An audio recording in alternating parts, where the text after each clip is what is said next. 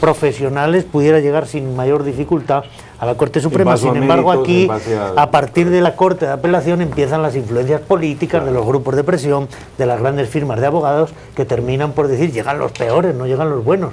Eso tiene que cambiar, pero eso no va a cambiar en 48 horas. De manera que yo le diría un programa de Estado de largo plazo, que diseñe cuál es lo que Guatemala requiere y que se ponga a aplicarlo sin interrupción durante este gobierno y el que viene y el que viene. Y que además de establecer qué se debe hacer, señale con toda claridad quién lo tiene que hacer, cuál es el plazo para hacerlo, cuánto cuesta y de dónde van a salir los recursos para hacerlo, porque también hay que hablar de dinero, estas cosas no son gratis. Pero al mismo tiempo que se diseña ese marco de macrosistema, tenemos que hacer un microsistema porque el país no aguanta 10 años. Hay requerimientos de justicia que son verdaderas emergencias nacionales. La presencia de la delincuencia común, a la que se añaden en el último par de años una presencia muy preocupante de la delincuencia organizada transnacional, no nos dan 10 años de plazo, nos dan 6 meses. Entonces tenemos que hacer un microsistema, que es la que la Comisión Internacional está intentando crear de urgencia, de emergencia nacional, y es por eso que hemos creado una pequeña unidad dentro de la Policía Nacional Civil que es muy confiable, con la que estamos trabajando y con la que sí podemos ir abordando aquellos casos de extrema gravedad que no admiten demora. Y de la misma manera hemos logrado crear, de acuerdo con el fiscal general, una unidad especial de la Fiscalía de apoyo a la CICIG, con 12 fiscales que son la semilla del futuro judicial de Guatemala. Y de la misma forma le estamos pidiendo al organismo judicial que cree unos juzgados de competencia ampliada, que también van a ser el germen de lo que después tiene que expandirse. Porque si somos capaces de crear ese grupo de choque de policías, fiscales y jueces que sean capaces de hacer frente a lo más urgente, y eso funciona, estaremos sentando las bases de lo que va a ser Guatemala después que la CICIG se retire. Un grupo de profesionales preparados profesionalmente, comprometidos con su país y dispuestos a continuar la tarea. Excelente. Doctor Stein, ¿cómo ve usted el sistema de justicia desde adentro? Cuando digo desde adentro, desde luego como guatemalteco. Como guatemalteco, porque no soy jurista.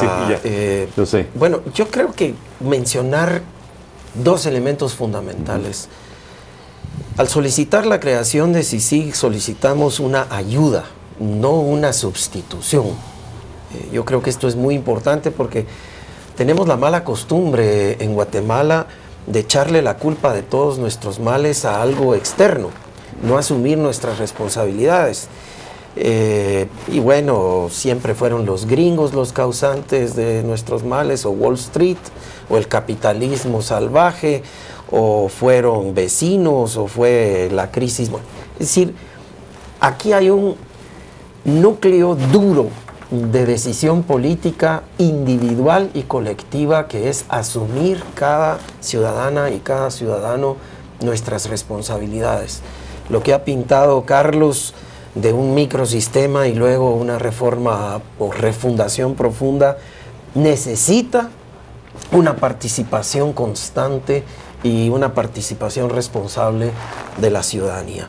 Segundo, esta participación que toca las áreas de seguridad y de justicia no solo son una auditoría, digamos, vigilante a partir de los medios de comunicación, requieren a veces gestiones directas con grupos de interés, con sus propias organizaciones, etcétera, para tratar también de elevar y adecentar toda la administración pública. No solamente se trata de lograr un mejoramiento en la calidad, en la decencia, en la eficacia de la policía, del sistema de tribunales, en fin, sino se trata de un fortalecimiento del Estado, ¿no? Toda nuestra institucionalidad funcione adecuadamente, responda con criterios profesionales y criterios de ética a sus propias responsabilidades, y que la ciudadanía les pueda pedir cuentas, y que no nos ocurra el circo de 3 pistas que vimos con vergüenza ayer en el Congreso. Interesante.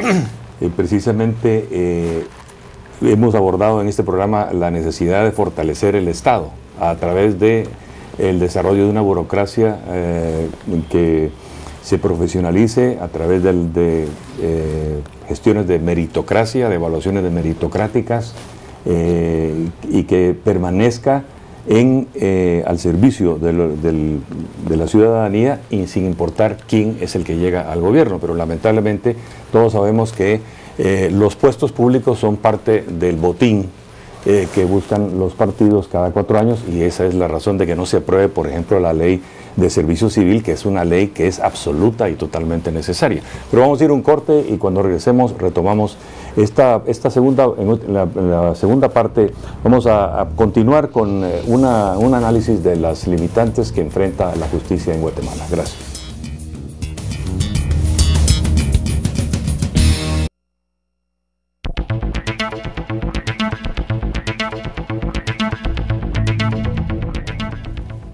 Sería interesante que prosiguiéramos abordando ese tema de los desafíos que enfrenta nuestra justicia, es decir, los problemas estructurales y sistémicos que tenemos, pero también, como hablamos fuera de cámaras, que hablemos de aquellas cosas que efectivamente han comenzado a dar resultados y que se ha desarrollado una dinámica muy saludable, digamos, de mejoramiento propio. Me gustaría que compartiéramos esto.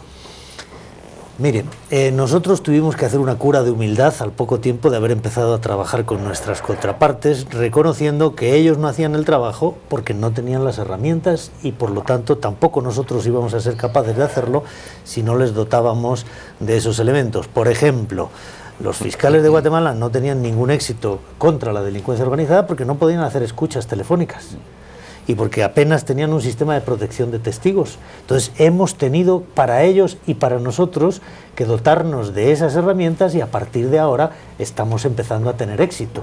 Y al mismo tiempo, de alguna manera, estableciendo el ejemplo, estamos provocando una reacción que lleva a que los compañeros, a los fiscales de Guatemala, estén empezando a dar por ellos mismos los resultados que antes creo que ni siquiera se imaginaban. Entonces, haber roto algunos tabús, como que por ejemplo un general de división puede ingresar en prisión exactamente igual que cualquier otro ciudadano responsable de una conducta delictiva, hace de alguna manera que los fiscales guatemaltecos y los jueces guatemaltecos entiendan que sí se puede y que además se está esperando que lo hagan. Y el hecho de que la Comisión Internacional ejerciera acciones penales contra una magistrada que había dictado una resolución manifiestamente injusta ha tenido como consecuencia casi inmediata que a la siguiente semana haya sido el Ministerio Público, sin nuestro concurso, el que se haya querellado contra el juez de Cobán, con una conducta claramente prevaricadora, y que una semana más tarde se hayan ejercido acciones penales también sin nuestro concurso contra el juez de Escuintla, que andaba prácticamente vendiendo niños. De manera que es una dinámica que poco a poco va a ir dando frutos. Yo estoy convencido de eso porque conozco a la contraparte, porque hemos estado muy pacientemente, muy constantemente trabajando con ellos durante 2 años y empiezan a estar preparados para el desafío. Y mira, la llamada de auxilio a la comunidad internacional se debía a una constatación directa de que la institucionalidad pública estaba profundamente penetrada por estructuras, llamémosle de crimen organizado, se les llamaba poderes paralelos, en fin, esa arqueología de la CICIG, pero nos dimos cuenta que dentro del mismo Ejecutivo, sobre todo con casos en donde la policía fue directamente cómplice, como fue el asesinato de los parlamentarios salvadoreños, en fin, y luego el asesinato de los policías que confesaron haber participado. Increíble, sí. Estábamos caminando descalzos sobre vidrios rotos en la institucionalidad del Estado. Correcto. Entonces necesitábamos comenzar por algún sitio y, por supuesto, el esquema de aplicación e impartición de la justicia era esencial.